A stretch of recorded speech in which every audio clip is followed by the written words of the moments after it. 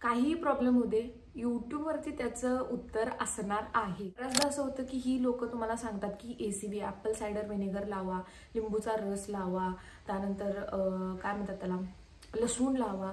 हो, बरेच लोक असं सांगितलेत की त्यांच्या व्हिडिओमध्ये की लसूणचा रस वगैरे चेहऱ्यावरती बऱ्याच वेळेला विचार करायचा, कारण आपली चेहऱ्याची स्किन खूप जास्त सेन्सिटिव्ह असते. ह्या सगळ्या गोष्टी तू आपल्या स्किनसाठी अजिबात डिझाईन केलेल्या नाही आहे. पण ती केल्यानंतर जो साईड इफेक्ट झाला, मग परत स्किन कंडिशन बेकार झाली, बिघडली, डार्कनेस येतो जास्तच एकदा, किंवा ॲक्ने यायला चालू होतात, कोरडी होतेच त्वचा, भरपूर साईड इफेक्ट्स आहेत या गोष्टींचे.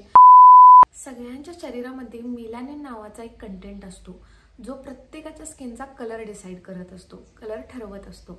मग ज्यांच्या शरीरामध्ये मेलॅनिनचं प्रमाण थोडंसं जास्त आहे ते लोक छान असे सावळे किंवा थोडेसे काळे, अतिशय ब्राऊन, डार्क ब्राऊन, चॉकलेटी अशा रंगाचे असतात. आणि ज्यांच्या स्किनमध्ये मेलॅनिनचं प्रमाण कमी आहे ते जास्त फेअर स्किन, म्हणजे आपण जे नॉर्थ साईडचे लोक बघतो आपण, ते खूप जास्त गोरे असतात, पांढरे असतात. तर त्यांच्या शरीरामध्ये मेलॅनिनचं प्रमाण जे आहे ते थोडंसं कमी असतं. जेव्हा या कंटेंटचं, मेलॅनिनचं प्रमाण पूर्णपणे कमी जास्त होतं, बिघाड होतो या प्रमाणामध्ये, तेव्हा एक्झॅक्टली आपल्या स्किनला खूप जास्त प्रॉब्लेम्स यायला सुरुवात होतात. मग पिगमेंटेशन व्हायला सुरू होतं. पिगमेंटेशन म्हणजे काय, आपला चेहरा एकसारख्या कलरचा अजिबात दिसत नाही. म्हणजे बऱ्याच लोकांना इथं नाकावरती थोडेसे काळे काळे छोटे छोटे डाग दिसतात, किंवा इथं गालावर असतं. आणि आपल्या भारतीय लोकांमध्ये जास्त करून इथं ओठांच्या जवळ, म्हणजे इथे तोंडाजवळ जास्त काळवडलेली असते त्वचा, किंवा डार्क सर्कल भयानक असतात. एकेकांच्या तर पूर्ण कपाळावरती असं थोडंसं काळवंडलेपणा किंवा थोडंसं काळापणा, डार्कनेस दिसतो. मग आपली स्किन इवन अजिबात दिसत नाही. हीच अनइवननेस म्हणजे काय, पिगमेंटेशन. मग हायपर पिगमेंटेशन म्हणजे काय, वांग म्हणजे काय, पिगमेंटेशनचा बाप, त्यालाच वांग म्हणतात. सरळ सोप्या भाषेत आहे. मग याला ट्रीट कसं करायचं, मग घरगुती आपण ट्रीट करू शकतो का, याची कारणं काय आहेत, या सगळ्या गोष्टी मी या व्हिडिओमध्ये तुम्हाला सांगणारच आहे. म्हणूनच हा व्हिडिओ खूप जास्त इन्फॉर्मेटिव्ह आणि इंटरेस्टिंग सुद्धा होणार आहे. त्यामुळे व्हिडिओ प्लीज यार शेवटपर्यंत पाहायला अजिबात विसरू नका. हाय गाईज, नमस्ते, मी स्वप्निता. जर तुम्ही माझ्या चॅनलवरती नवीन असाल तर मी आठवड्याच्या बुधवारी आणि शुक्रवारी फॅशन, ब्युटी आणि लाईफस्टाईल या विषयांवरती व्हिडिओ बनवते. त्यामुळे जर तुम्ही या सगळ्या विषयांमध्ये खूप इंटरेस्टेड असाल तर नक्की माझ्या चॅनलला सबस्क्राईब करून माझ्या या छोट्याशा फॅमिलीचा हिस्सा व्हायला अजिबात विसरू नका. आणि व्हिडिओ जर आवडला तर एक लाईक नक्की करा. या गोष्टीला बरीच कारणं आहेत, ठीक आहे. पहिलं कारण आहे ते व्हायटमिन डिफिशियन्सी. म्हणजे विटॅमिन, मोस्टली पिगमेंटेशनसाठी विटॅमिन D आणि B12 हे 2 विटॅमिन जर तुमच्या शरीरामध्ये कमी पडले तरी आपल्या चेहऱ्यावरती थोडंसं पिगमेंटेशन किंवा वांग येण्याची शक्यता असते. पिगमेंटेशन म्हणजे छोटे छोटे पॅचेस असतात, छोटे छोटे डार्क स्पॉट्स, किंवा कमी प्रमाणात चेहरा थोडासा काळवंटतो किंवा डिस्कलरेशन होतं. पण ते जर एक्स्ट्रीम लेवलला गेलं पिगमेंटेशन तर ते झालं हायपर पिगमेंटेशन. त्याला मलास्मा पण म्हणतात किंवा वांग म्हणतात, ठीक आहे. पिगमेंटेशनचाच एक प्रकार आहे तो. तर व्हायटमिन्सची कमी जर पडली तुमच्या शरीरामध्ये तर हा प्रॉब्लेम आपल्याला बघायला मिळतो. नेक्स्ट रिझन आहे सन एक्सपोजर. सन एक्सपोजर प्रत्येक गोष्टीला कारणीभूत आहे सूर्यकिरण. आता मी खरोखर सांगते, आपल्या शास्त्रात किंवा आपल्या संस्कृतीमध्ये जे लिहिलेलं आहे की सूर्याची जी कोवळी किरणे असतात त्यामध्ये प्रचंड प्रमाणात विटॅमिन D असतं. ते आपल्या स्किनलाही खूप छान, म्हणजे चांगलं असतं, आपल्या केसांना खूप चांगलं असतं, आपल्या ओव्हरऑल शरीराला अतिशय बेनिफिशियल गोष्ट आहे ती. आणि फुकटचं विटॅमिन D मिळते आपल्याला. पण आता आपला असा समज झाला की नाही, सूर्यकिरण म्हटल्यानंतर आपल्या अंगावर पहिल्यांदा येतो तो काटा, की नाही माझं स्किन खूप जास्त टॅन होईल, परत पिगमेंटेशन होईल. असं काही होत नाही. जी स्ट्रॉंग सूर्यकिरणं असतात ना, शक्यतो 10च्या पुढची किंवा 9च्या पुढची जी किरणं असतात ती थोडीशी त्यांची इंटेन्सिटी तीव्र असते. मग त्या किरणांमध्ये ते UVA, UVB लाईट्स परत आपल्या स्किनला डॅमेज करतात, 101% डॅमेज करतात. पण जी सकाळची कोवळी, सूर्य उगवताना जी छान अशी सुंदर सोनेरी किरणं पडतात ना, त्याच्या एवढं चांगलं या जगात काही सुद्धा नाही आहे. खरोखर सांगतो, फुकटच्या गोष्टींची ना आपल्याला किंमत नसते. सकाळी उठायचं आणि निवांत छतावरती जाऊन बसायचं, किंवा बाहेर बसला तरी चालते, निवांत कोवळ्या उन्हात एक 15 मिनिटं बसायची. स्किन किती उजळते तुम्ही विचार पण करू शकत नाही. मी खरोखर सांगते, सगळे हेल्थचे प्रॉब्लेम पण हळूहळू कमी होतात, केस तुमची छान व्हायला सुरुवात होते आणि स्किनला पण अतिशय बेनिफिशियल गोष्ट आहे. ट्राय करून बघा एकदा तुम्ही नक्की. नेक्स्ट आहे ते हीट एक्सपोजर. म्हणजे काय, आता शक्यतो जर आपण बघितलं तर आपली आई जास्त गॅस भोवती काम करत असते किंवा ज्या स्त्रिया चुलीभोवती जास्त काम करतात, विटभट्टी कामगार असतील, जे ऑफिस वर्कर्स जे असतात त्यांचं काम बऱ्यापैकी सावलीत असतं किंवा छान AC असतो, फॅन असतो. पण जे बाकीचे लोक आहेत ज्यांना उन्हामध्ये ट्रॅव्हल करावं लागतं, बाहेर पडावं लागतं, ज्यांचा डायरेक्ट कॉन्टॅक्ट त्यांच्या स्किनचा, त्यांच्या शरीराचा जर उष्णतेशी, हीटशी येत असेल ना, तर त्यांच्या स्किनवरती प्रचंड प्रमाणात त्याचा दुष्परिणाम होत असतो. त्यामुळे सुद्धा अशा लोकांच्या मध्ये वांग जास्त प्रमाणात बघायला मिळतो. आता सध्या PCOD आणि PCOSचं प्रमाण सुद्धा अतिशय वाढलेलं आहे आणि याचं मेन कारण आहे आपली हालचालच होत नाही आहे. तुम्ही जर रेग्युलर एक्सरसाइज करत असाल किंवा घरची भरपूर कामं तुम्ही करत असाल, तुम्ही बाकीच्या सगळ्या गोष्टी जाऊ देत, इव्हन तुम्ही अर्धा तास रोज चालत जरी असाल तर त्यामुळे तुमची बॉडी अतिशय फिट राहते. मग या PCOD PCOSमुळे तुमच्या हार्मोनलची सगळी वाट लागून जाते. खरोखर एवढं इम्बॅलन्स होतात ना आपले हार्मोन्स, त्याच्यामुळे मूड स्विंग्स यायला सुरुवात होते, केस गळतात, कधी कधी चेहऱ्यावरती खूप प्रमाणात केस यायला सुरुवात होतात आणि वांग म्हणजे काय, पिगमेंटेशन सुद्धा परत यायला सुरुवात होतं आणि जे ते पिगमेंटेशन जर एक्स्ट्रीम लेवलला गेलं तर 101% वांग सुद्धा तुम्हाला येण्याची शक्यता असते. नेक्स्ट कारण आहे ते ॲक्ने इंजुरीज. आता ज्या लोकांची स्किन ॲक्ने प्रोन आहेत, त्यांच्या चेहऱ्यावरती फोड येतात, खूप जास्त ॲक्ने येतात, ऑइली स्किन आहे तुमची, तर अशा लोकांच्या चेहऱ्यावरती सुद्धा पिगमेंटेशन किंवा वांगचं प्रमाण थोडंसं जास्त बघायला मिळतं. कारण जेव्हा आपण ॲक्ने फोडतो किंवा बऱ्याचदा असं होतं की ॲक्ने केल्यानंतर ते त्याचे डाग सोडून जातात आणि त्याचं प्रमाण जर जास्त असलं तर ऑब्व्हियसली तुम्हाला वांग होण्याची शक्यता आहे. तर अशा स्किन टाईप वाल्या लोकांमध्ये सुद्धा वांगचं प्रमाण थोडंसं जास्त बघायला मिळतं. नेक्स्ट कारण आहे ते म्हणजे ओव्हर एक्सफोलिएशन. आता मी माता भगिनींनो, माझ्या भावांनो, तुमच्या पाया पडते, खरोखर अर्धवट ज्ञान अतिशय धोक्याचं आहे. मी पण जेव्हा कॉलेजला होते ना, असे व्हिडिओज वगैरे बघायचे तेव्हा आणि सगळेजण सांगायचे की आठवड्यातून 3 वेळा एक्सफोलिएशन करायला पाहिजे, कमीत कमी 2 वेळाला एक्सफोलिएशन करायला पाहिजे. या सगळ्या गोष्टी ना कुणाला लागू होतात हे सुद्धा खूप महत्त्वाचं आहे. जर तुम्ही घरीच असाल, जास्त ट्रॅव्हल वगैरे करत नसाल किंवा वर्क फ्रॉम होम तुमचं असेल, बंद खोलीमध्ये तुमचं काम असेल, AC मध्ये काम करत असाल तुम्ही, तर अशा वेळेला तुम्ही 2 वेळेला 3 वेळेला एक्सफोलिएट करायची काही सुद्धा गरज नाही आहे. मला मान्य आहे एक्सफोलिएशन करणं खूप महत्त्वाचं आहे, स्क्रब करणं खूप महत्त्वाचं आहे. त्यामुळे तुमची डेड स्किन वगैरे पूर्णपणे निघून जाते, तुमची नवीन स्किन यायला मदत होते आणि तुमचा चेहरा सुद्धा खूप ब्राईट आणि इव्हन टोन राहायला मदत होतो. पण जेव्हा आपण एक्सफोलिएशनचं ओव्हर एक्सफोलिएशन करतो, आठवड्यातून एकदा, 15 दिवसातून एकदा 2दा एक्सफोलिएशन करणं उत्तम आहे. पण याच्याहून जास्त वेळा जर तुम्ही एक्सफोलिएट करत असाल तुमच्या स्किनला, तर जास्त रबिंग केल्यामुळे, जास्त चोळल्यामुळे ना ते घर्षण होतं. आणि आपण शिकलो या गोष्टी की जेव्हा 2 गोष्टी जास्त घासल्या जातात एकमेकाला, तर त्या आपोआपच त्याचा कलर थोडासा डार्क व्हायला सुरुवात होतो. मी जास्त एक्सफोलिएट केला, आपल्याला वाटतं की जास्त एक्सफोलिएट करतोय म्हटल्यानंतर आपली स्किनवरची सगळी डेड स्किन जाणार, आपली स्किन खूप ब्राईट होणार, लाईट होणार. अजिबात नाही. याने डार्कनेस प्रमाणाच्या बाहेर वाढतो, त्वचा अतिशय कोरडी पडायला चालू होते आणि जास्त कोरडी पडली तर ती 101% काळवंडते, खूप काळवंडते. याने पिगमेंटेशन होतं, अनइव्हननेस होतो, डिस्कलरेशन होतं, इव्हन तुम्हाला ॲक्नेचा सुद्धा प्रॉब्लेम हळूहळू सुरू होऊ शकतो किंवा तुम्हाला वांग सुद्धा येऊ शकतो. त्यामुळे प्लीज ओव्हर एक्सफोलिएशन करायचं नाही. आता कारणं तर आपल्याला समजलेली आहेत, पण याला ट्रीट कसं करायचं, वांग कमी कसा करायचा. जर तुम्हाला तुमच्या चेहऱ्यावरचं वांग झटपट घालवायचं असेल, म्हणजे काहीतरी महत्त्वाचं फंक्शन आहे, कोणाचं तरी लग्न असतं तर असे चेहऱ्यावरती प्रॉब्लेम आलाय किंवा घरगुती खूप मोठा कार्यक्रम आहे, लग्न समारंभ आहे किंवा बाकीचं काहीतरी एंगेजमेंट सेरेमनी वगैरे आहे, काही महत्त्वाचा कार्यक्रम आहे आणि तुमच्या चेहऱ्यावरती खूप वांग आलाय, तर याच्यासाठी झटपट उपाय म्हणून केमिकल पील्सचा वापर तुम्ही आरामात करू शकताय. पण प्लीज हात जोडून मी सगळ्यांना विनंती करते की कुणाचं तरी ऐकून कुठल्या तरी पार्लरमध्ये वगैरे जाऊन, असल्यास मोठमोठ्या सॅलॉन्समध्ये जाऊन मनाचा कारभार काहीतरी करू नका. केमिकल पील्स सारख्या गोष्टी ज्या आहेत त्याला एका प्रोफेशनल माणसाची गरज असते आणि त्याच्या अंडर त्याच्या सजेशननुसारच या सगळ्या गोष्टी झालेल्या खूप चांगल्या आहेत. कारण मिडल क्लास लोकांसाठी 10,000, 15,000, 20,000 या गोष्टी ही रक्कम खूप मोठी आहे आणि आपण आपल्या त्वचेसाठी एवढी इन्व्हेस्टमेंट करणं म्हणजे हृदय काढून दिल्यासारखा विषय आहे हा. त्यामुळे पैसे इन्व्हेस्ट करताना विचार करून करायचं, कारण एकदाच आपण या गोष्टी करू शकतोय. एकदा खराब झाले की परत त्याच्यावरती ट्रीटमेंट घ्या, परत खराब झाले की परत आणि त्याच्यावरती ट्रीटमेंट घ्या. या सगळ्या गोष्टी आपल्या पैशाला सुद्धा काढी लावणार आहेत. म्हणून कुणाचंही ऐकून काही नका करू. जर तुम्हाला केमिकल पिल्स वगैरे करायचे असतील तर अगोदर डर्मॅटकडे जावा.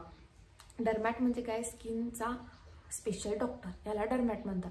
कुठेही तुम्ही कोणत्याही डर्मॅटॉलॉजिस्टकडे जाऊ शकता. त्याला तुमची स्किनची कंडिशन दाखवा, असं असं झाले म्हणून सांगायचं त्यांना, तर त्यांनी थोडेसे केमिकल्स जे आहेत ते तुम्हाला रेकमेंड करतात आणि त्यांच्या गायडन्स अंडरच तुमच्या स्किनला ट्रीट केलं जातं. मग ते केमिकल पिल्स वगैरे लावले जातात आणि ते खरंच खूप छान इफेक्ट देतं, पण एका हुशार आणि काय म्हणू आपण त्याला, किंवा एखाद्या नॉलेजेबल व्यक्तीच्या गायडन्स खालीच या सगळ्या गोष्टी करायच्या, ज्याला यातली अक्कल आहे, ज्याला यातलं सगळं माहिती आहे. अशाच लोकांकडे अगोदर सजेशन घ्यायचं आणि मगच या सगळ्या गोष्टी फॉलो करायच्या. तिसरी गोष्ट आहे ती म्हणजे एक्सफोलिएशन. आता तुम्ही म्हणाल सुरुवातीला तर सांगितले एक्सफोलिएशन करायचं नाही म्हणून.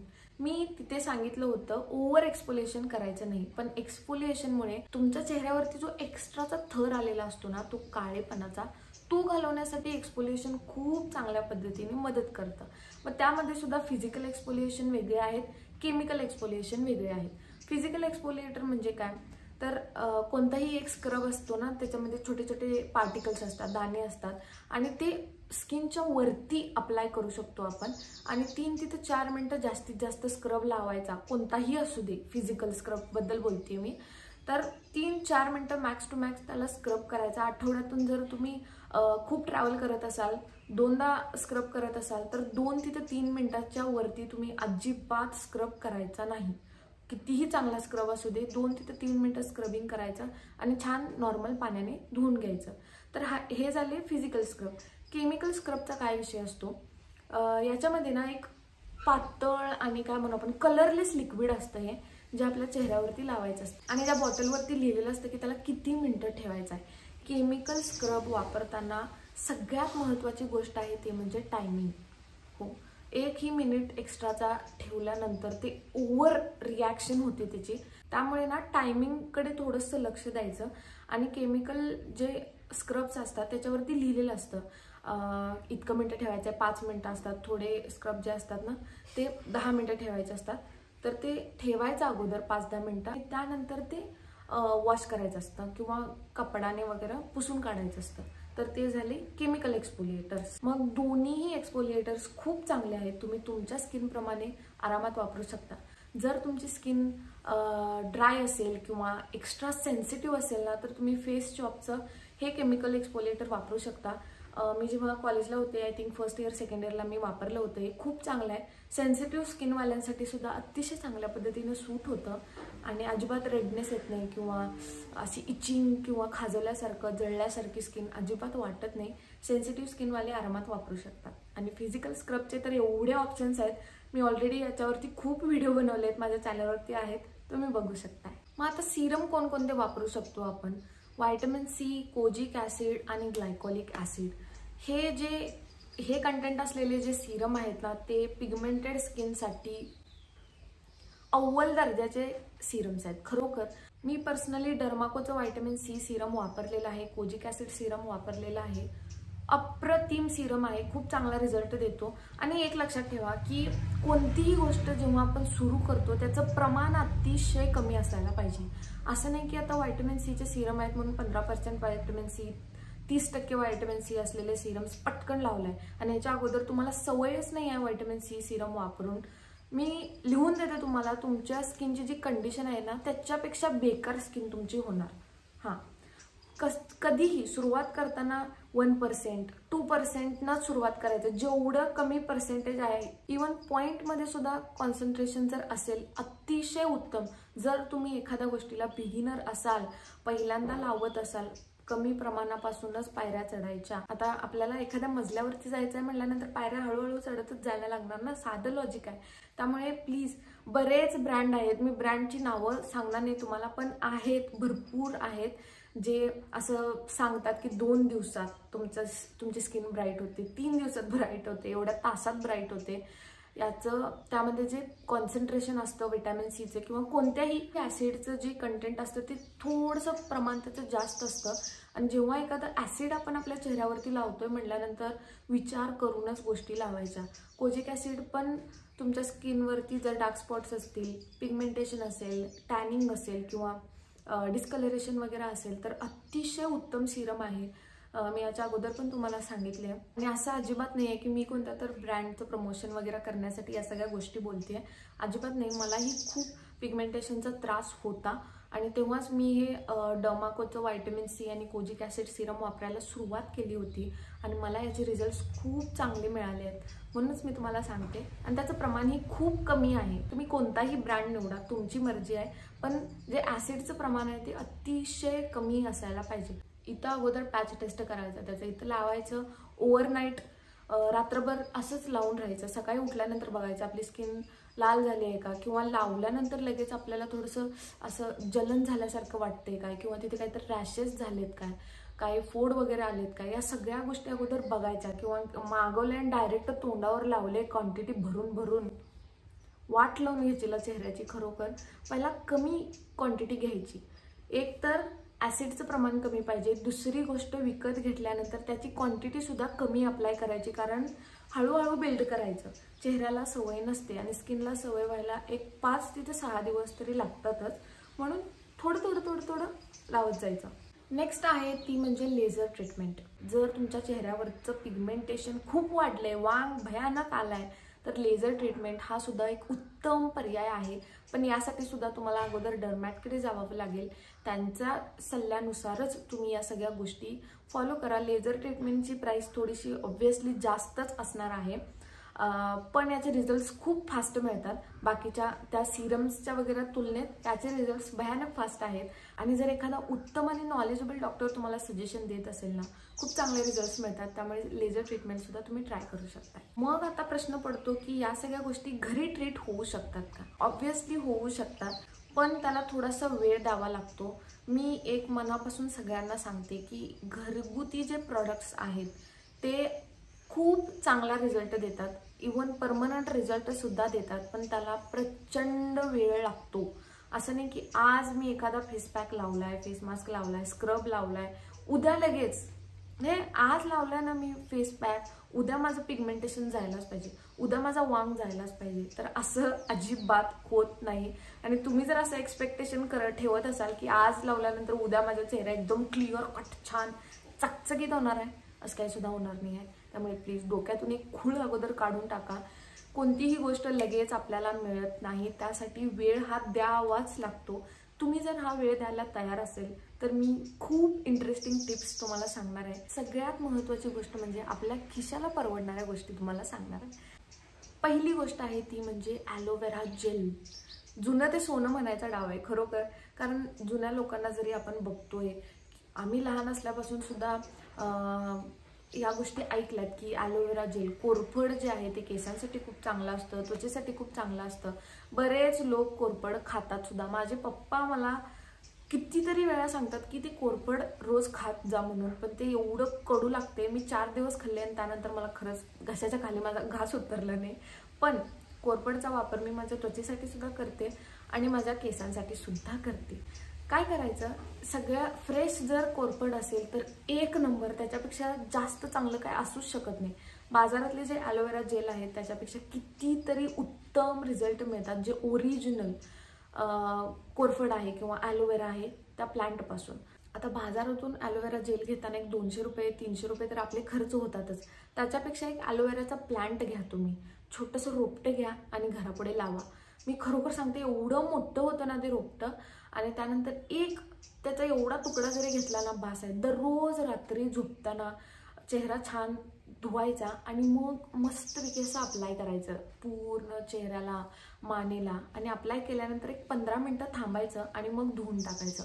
ओव्हरनाईट सुद्धा ठेवू शकता, काही सुद्धा होत नाही, पण शक्यतो धुवून टाका. कारण जर तुमची त्वचा कोरडी असेल ना तर ते असं वाळल्यानंतर अशी आपली त्वचा पूर्ण अशी तटतटते, मग ते कोरड्या त्वचेवाल्यांना खूप थोडासा प्रॉब्लेम होतो. म्हणून एक 15 मिनिटं लावायचं किंवा 20 मिनिटं लावू शकताय आणि त्यानंतर नॉर्मल पाण्याने धुवायचं. जास्त थंडही नको, जास्त गरमही पाणी नको, नॉर्मल पाणी आपलं, त्याने स्वच्छ धुवायचं आणि त्यानंतर मॉइश्चरायझर लावायचा. दुसरी महत्त्वाची गोष्ट आहे ती म्हणजे राईस वॉटर. आता मी माझ्या बऱ्याच व्हिडिओमध्ये तुम्हाला टोनरबद्दल सांगते.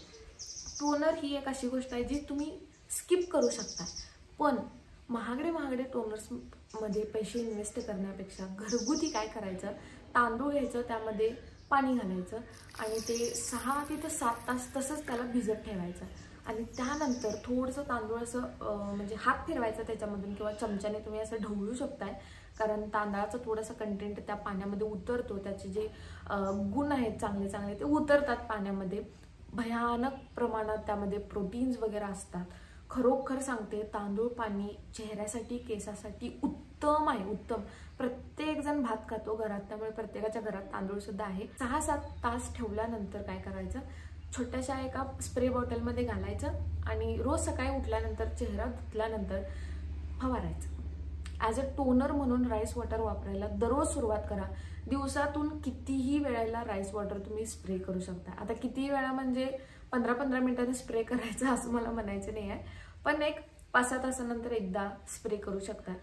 मी तर म्हणेन की 2 वेळा लावा, बास आहे. सकाळी फेस वॉश केल्यानंतर टोनर म्हणून वापरा, त्यानंतर मॉइश्चरायझर, त्यानंतर सनस्क्रीन, दॅट्स इट. आणि रात्री फेस वॉश केल्यानंतर ॲज अ टोनर म्हणून परत वापरायचं आणि त्यावरती मॉइश्चरायझर लावून निवांत झोपून टाकायचं. नेक्स्ट गोष्ट आहे green tea extract. Green tea सुद्धा तुमच्या स्किनच्या पिगमेंटेशनला आणि डिस्कलरेशनला ट्रीट करण्यासाठी अतिशय उत्तम प्रॉडक्ट आहे. मग तुम्ही फेस वॉश सुद्धा ग्रीन टी असलेले वापरू शकता, टोनर वापरू शकता. ते ग्रीन टीचे जे छोटे छोटे सॅशेस असतात ना, बॅग्स असतात, ते बॅग्स जे आहेत ना तुम्ही फ्रीजमध्ये ठेवून आरामात तुमच्या डोळ्यांवरती सुद्धा ठेवू शकता. इथले डार्क सर्कल्स सुद्धा तुमचे हळूहळू कमी होतात. आणि जिथे जिथे वांग, आता बऱ्याचदा वांग असा फुलपाखरासारखा आलेला असतो, असं पूर्ण चेहऱ्यावरती येतो, कपाळावरती येतो आणि इथं सुद्धा डिस्कलरेशन असतं. अशा वेळी त्या बॅगेतून बाहेर काढा आणि त्यामध्ये थोडंसं पाणी घालून तुम्ही चेहऱ्यावरती लावू शकताय. आठवड्यातून 2 ते 3 वेळेला तुम्ही लावू शकताय. अतिशय उत्तम रिझल्ट मिळतात. फक्त माझ्यावर विश्वास ठेवा आणि यापैकी कोणतीही एक रेमेडी तुम्ही दररोज वापरायला सुरुवात करा. नेक्स्ट महत्त्वाचा इन्ग्रेडियंट आहे तो म्हणजे हळद, जी प्रत्येकाच्या घरी अवेलेबल आहे. आता हळदीचे जे तत्व आहेत, हळदीची जी गुण आहे, महती आहे, ती मला एक्स्ट्राची सांगायला पाहिजे असं मला अजिबात वाटत नाही. तुमच्या स्किनवरती जर खूप प्रमाणात रेडनेस असेल, तुम्हाला खूप असं जळल्यासारखे होत असेल, तुमची स्किन इचिनेस असेल, अशी खास होत असेल, बॅक्टेरियल इन्फेक्शन झालं असेल स्किनला, फंगल इन्फेक्शन झालं असेल, हळद त्यासाठी उत्तम म्हणजे उत्तम इन्ग्रेडियंट आहे. आणि खरोखर सांगते, वांग असू दे, कोणतंही पिगमेंटेशन असू दे, हळदीने प्रत्येक गोष्ट हळूहळू ट्रीट होते. पण यामध्ये सुद्धा हळद जी किचनमध्ये वापरतात, आता खेडेगावात जे आहे ते हळकुंडापासून दळलेली हळद असते, जी खूप प्युअर असते. पण शहरामध्ये लोक पॅकेटमधली हळद विकत घेतात आणि त्यामध्ये फूड कलर ॲड केलेले असतात. तर अशी हळद स्किनला अजिबात वापरायची नाही. तुम्ही काय करू शकता, ऑनलाईन आंबे हळद मिळते, तर ती अशी हळद विकत घेऊ शकता. किंवा गावाकडे छान हळकुंडाची दळलेली हळद असते, अतिशय प्युअर ओरिजिनल हळद असते, तर ती कोणतर तुमचे पाहुणे वगैरे, कोण भावकी वगैरे असेल तर त्यांच्याकडून थोडंसं मस्का लावून घेऊ शकता, काही हरकत नाही. हे खूप उत्तम सोल्युशन आहे, पण प्रत्येकाला सूट होईल असं अजिबात नाही. पण ज्या लोकांना हळद सूट झाली आहे ना, त्या लोकांसाठी हळद म्हणजे एक वरदान आहे, वरदान. पण ज्यांना झाली नाही तर तुमच्यासाठी मी भरपूर ऑप्शन्स देतीच आहे. त्यापैकी एखादं ऑप्शन जे तुम्हाला सूट करेल ते तुम्ही आरामात वापरू शकता. नेक्स्ट गोष्ट आहे ती म्हणजे रेड लेंटल पावडर, मसूर डाळ. मी खरोखर सांगते, tanning, pigmentation, dark spot, dark circles किंवा सनस्पॉट्स या सगळ्या गोष्टी मसूर डाळीने खूप चांगल्या पद्धतीने ट्रीट होतात. काय करायचं, विकत पावडर आणायची किंवा डोक्याला खूप ताण द्यायची अजिबात गरज नाही आहे. मसूरची डाळ आणायची, मिक्सर ग्राइंडरमध्ये घालायची आणि पूर्णपणे पिसून घ्यायची. त्याला अजिबात मोठे मोठे दाणे ठेवायचे नाही, पूर्ण म्हणजे पूर्ण जेवढी बारीक करता येईल तेवढी करायची. तुम्ही याचा वापर स्क्रब म्हणून आठवड्यातून 2 वेळेला करू शकताय, एकदा करू शकताय आणि फेस पॅक म्हणून आठवड्यातून 3 ते 4 वेळेला लावू शकताय. आता ही पावडर घ्यायची, त्यामध्ये तुम्ही हळद घातलात तरी चालेल, नाही घातलात तरी चालेल. त्वचा कोरडी असेल, दुधाची साय तुम्ही घालू शकताय मिक्सिंगसाठी. जर तुमची स्किन थोडीशी नॉर्मल किंवा ऑइली असेल तर तुम्ही रोज वॉटरचा वापर करू शकताय. त्यामध्ये थोडंसं ॲलोवेरा जेल घालू शकताय मिक्सिंगसाठी, काही हरकत नाही आहे. तर या सगळ्या गोष्टी वापरून दही घातलात तरी चालेल, खूप म्हणजे खूप मस्त रिझल्ट देतो. तर या सगळ्या गोष्टी छानपैकी मिक्स करायच्या, 15-20 मिनिटं लावून बसायचं आणि त्यानंतर नॉर्मल पाण्याने धुवून मॉइश्चरायझर लावायला प्लीज विसरू नका. नेक्स्ट टिप आहे ती म्हणजे सनस्क्रीन वापरा. सनस्क्रीनबद्दल माझ्या चॅनलवरती खूप सारे व्हिडिओज आहेत. सनस्क्रीन कसं निवडायचं, कोणत्या स्किन टाईपला कोणतं सनस्क्रीन सूट होतं, अफोर्डेबल सनस्क्रीन कोणते आहेत, चांगले बेस्ट सनस्क्रीन्स कसे निवडायचे, सगळ्या गोष्टींबद्दल मी ऑलरेडी माझ्या चॅनलवरती बरेच व्हिडिओ बनवलेत. लिंक डिस्क्रिप्शन बॉक्समध्ये देते, चेक करायला अजिबात विसरू नका. कोणतंही एखादं सनस्क्रीन जे तुमच्या स्किनला खूप चांगल्या पद्धतीने सूट करतं हे सनस्क्रीन दररोज वापरायचंच. प्लीज यार, सनस्क्रीन तेवढं स्किप करू नका. तुमच्या चेहऱ्यावरती कधीच वांग उठणार नाही आणि उठला तरी पण तो राहणार नाही. त्यामुळे सनस्क्रीन दररोज वापरायचं. Okay, that's it for today's video. I hope तुम्हाला हा व्हिडिओ आवडला असेल. या गोष्टी रेग्युलर फॉलो करा आणि खरोखर याचे रिझल्ट्स जर तुम्हाला चांगले मिळालेत ना तर प्लीज कमेंट सेक्शनमधून सांगायला अजिबात विसरू नका.